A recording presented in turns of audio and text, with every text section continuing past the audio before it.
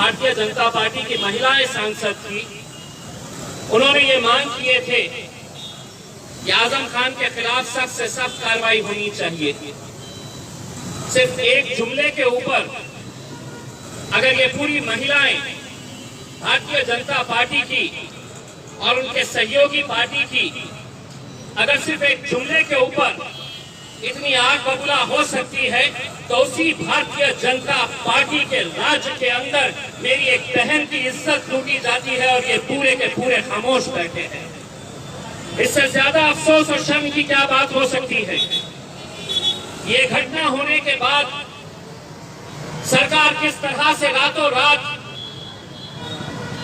उस बच्ची की लाश को जला दिया जाता है और उसके बाद उसके परिवार तक कोई पहुंच न सके, सच्चाई बाहर निकल न सके, तो पुलिस का किस नंगा नाच वहां पर देखने को मिल रहा है कि ना मीडिया वालों को वहां पर जाने की इजाजत दी जा रही है, ना कोई और वहां पर जा सकता है, बल्कि हद तो ये हो गई है कि वहां का डीएम जाकर उसके परिवार वालों को धमकाता है।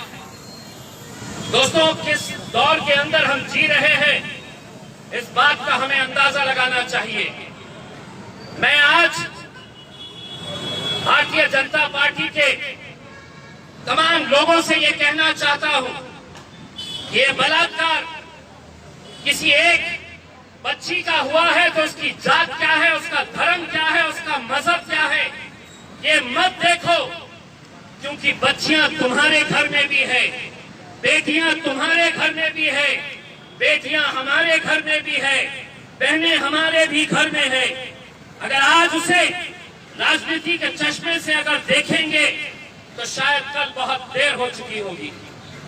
मैं आज जिस तरह डॉक्टर साहब ने बताया है कि आज हम एक ऐसे दौर के अंदर गुजर रहे हैं जहां पर डॉक्टर बाबा साहब का अंबेडकर जी का संविधान कहां है, कैसे खत्म किया जा रहा है धीरे धीरे, ये आप हर रोज देख रहे हैं। इंसाफ की किस तरह से धज्जियां उड़ाई जा रही है। अगर आज इस मुल्क के अंदर हमारा यकीन किसी के ऊपर है तो हाँ, हमारा यकीन सीबीआई पर था, हमारा यकीन सुप्रीम कोर्ट के ऊपर है, हमारा यकीन लोकसभा के ऊपर है, पार्लियामेंट के ऊपर है। लेकिन अगर यही संस्थाएं अगर खुलेआम अगर आज कानून की, संविधान की धज्जियां उड़ाने जा रहे हैं तो ये बहुत अफसोस की, शर्म की और बहुत एक खतरे की घंटी हमको सुनाई दे रही है। दोस्तों, 500 साल पहले कैसी मंदिर गिराई गई थी, किसने मस्जिद बनाई थी, उसका पूरा ब्यौरा आपके पास है। 500 साल पहले क्या हुआ था, इसका पूरा हिसाब आपके सामने आपको दिखाया जा रहा है। लेकिन 28 साल पहले जब वो मस्जिद ढाई गई थी, पूरी दुनिया ने देखा था, पूरी दुनिया देख रही थी टेलीविजन के ऊपर कि वहां पर कौन कौन लोग गए थे, कैसी कैसी बातें कही गई थी, कैसे कैसे नारे लगाए गए थे। और अगर आज अदालतें ये फैसला करती है कि ये नहीं, ये सब बाइज्जत बरी हो रहे हैं, तो आप सोचिए कि आने वाला कल कैसा रहने वाला है। हम लड़ेंगे, हम इंशाल्लाह जितनी हमारी ताकत है हम लड़ेंगे। ये लड़ाई किसी एक मजहब की नहीं है, ये बलात्कार को हम किसी एक मजहब के चश्मे से नहीं देख रहे हैं। एक जवान बच्ची की इज्जत लूटी जाती है और रातों रात अगर उसके बॉडी को वहीं पर पुलिस की निगरानी के अंदर, पुलिस के हाथों अगर उसे जलाया जाता है, तो सोचिए उसके परिवार की पीड़ा, सोचिए उसके माँ बाप, उसके घर वालों की क्या हालत होगी।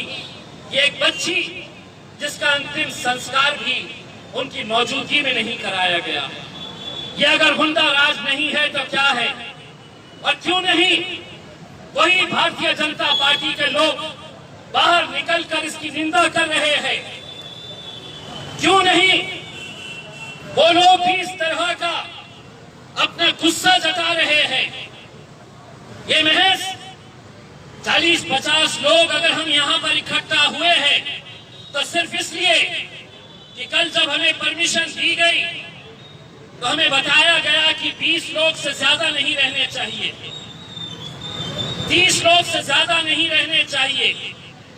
हम भी अगर चाहे तो आज औरंगाबाद शहर के तमाम जाति, धर्म और मजहब के लोग सड़कों के ऊपर निकल कर आएंगे। अगर इसी तरह की जुल्म और ज्यादतियां चलती रही तो हमारी भी बर्दाश्त करने की एक सीमा है।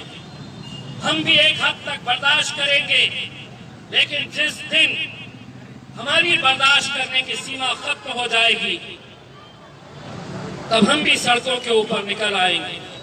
जब हम देखेंगे कि जो कानून जिसकी जिम्मेदारी है रक्षा करना, अगर वही भक्षक हो जाएगा तो कहीं ना कहीं ये जनता को, समाज को सड़कों के ऊपर आना पड़ेगा।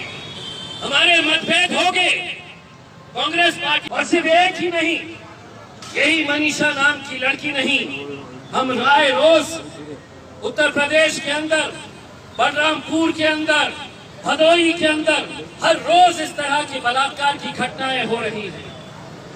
लेकिन अगर इनकी निंदा नहीं की गई, अगर योगी आदित्यनाथ को वहां से हटाया नहीं गया तो हम तो ये समझेंगे कि इन बलात्कारियों का समर्थन इस मुल्क के वजीर आजम नरेंद्र मोदी और अमित शाह भी कर रहे हैं। इन दरिंदों की हिमायत वो लोग भी कर रहे हैं।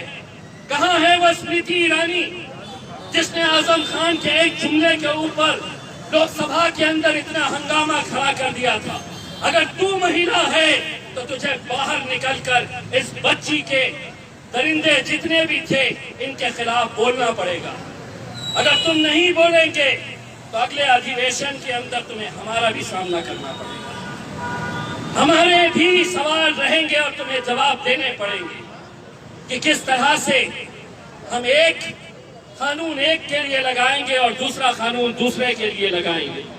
मैं तमाम औरंगाबाद की आवाम से यह अपील करना चाहूंगा कि इस तरह के छोटे छोटे हम जानते हैं कि कोरोना का पीरियड है, हम भी जितनी एहतियात बरतना है उतनी एहतियात हम बरतेंगे।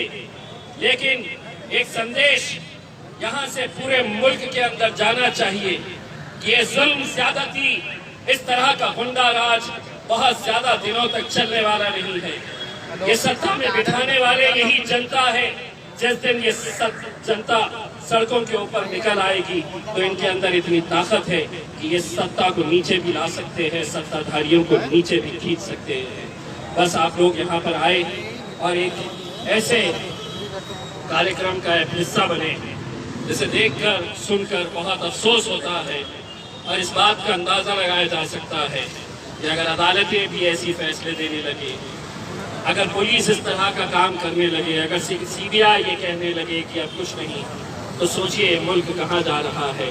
दोस्तों, हिंदू, मुस्लिम, सिख, ईसाई, दलित जितने भी लोग हैं, हम सबको ये मुल्क बचाना है। ये मुल्क बचाने के लिए हम सबको एक साथ मिलकर आना है। इतनी भक्ति के अंदर मलिन मत हो जाओ। नरेंद्र मोदी साहब को अपना भगवान मत समझो।